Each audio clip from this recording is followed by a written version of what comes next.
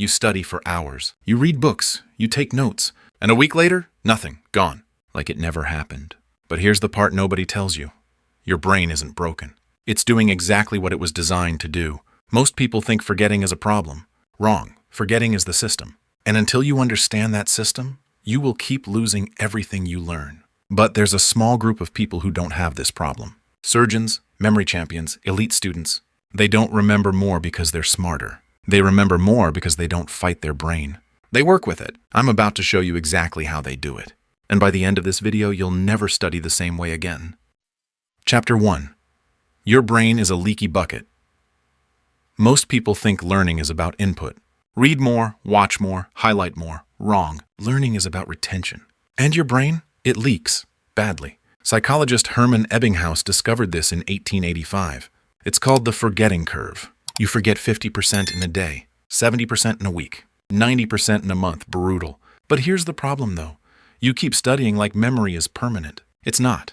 Your brain is not a hard drive. It's a filter. It deletes anything it thinks is useless. And guess what your brain thinks about your notes? Useless. Why? Because you never proved they matter. Most people read something once and expect it to stick.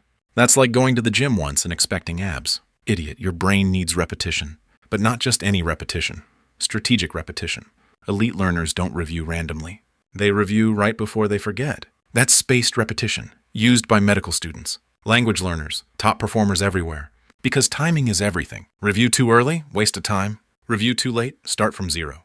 But review at the exact moment before forgetting, memory locks in permanently. But here's the thing, though. Even if you fix the timing, most of you are still learning the wrong way. Chapter 2. The illusion of learning.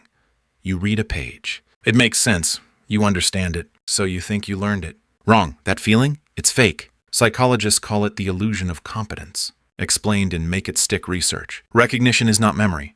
Just because something feels familiar doesn't mean you can recall it. Try this. Close your book. Explain what you just read. You can't. Exactly, because reading is passive, and passive learning is useless. Average people reread, highlight, underline, waste time. Elite learners do something different. They test, constantly, active recall. Instead of asking, do I understand this? They ask, can I retrieve this without looking?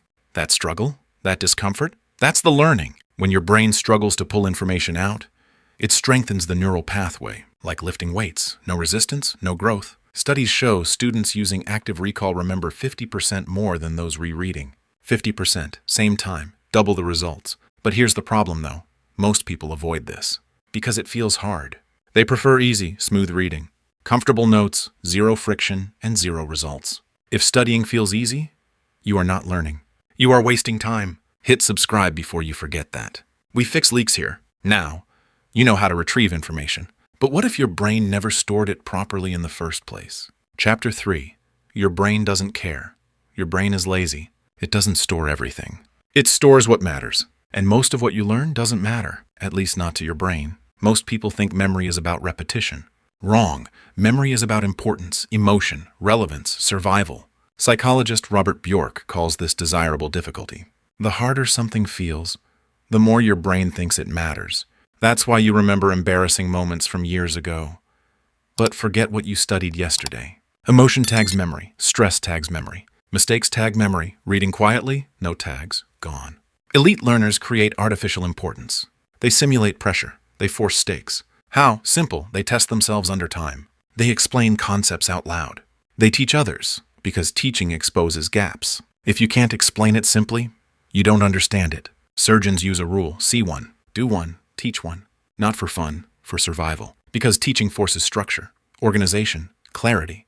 Your brain upgrades the memory. But here's the thing, though. Even if something feels important, even if you test yourself, there's still one massive problem. You're learning too much. Chapter 4. The more you learn, the less you remember. You think more information equals more knowledge. Wrong. More information equals more confusion. Your brain has limits. Working memory can only hold about 7 items at once. Anything beyond that? Overload. Deleted. Most people try to memorize everything.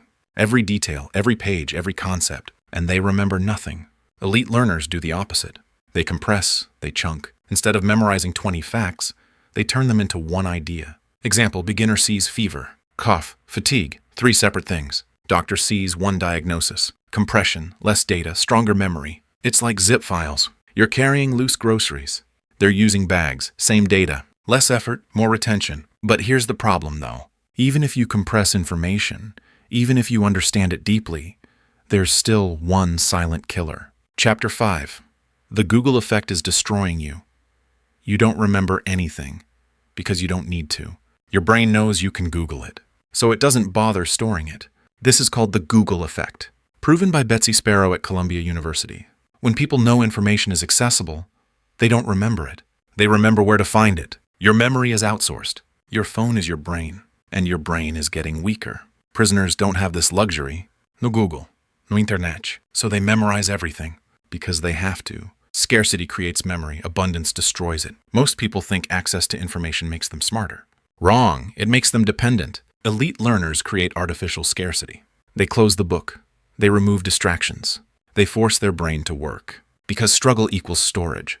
But here's the thing though, even if you fix all of this spacing, recall, importance, compression, there's still one final problem. And it's the reason everything falls apart. Chapter 6. You never reinforce the memory. Learning once is useless. Learning twice is better. But learning over time? That's where memory becomes permanent. Your brain strengthens connections through repetition across time. Not intensity, not cramming, time. That's why cramming fails. You study 5 hours, feel productive. Forget everything in 2 days.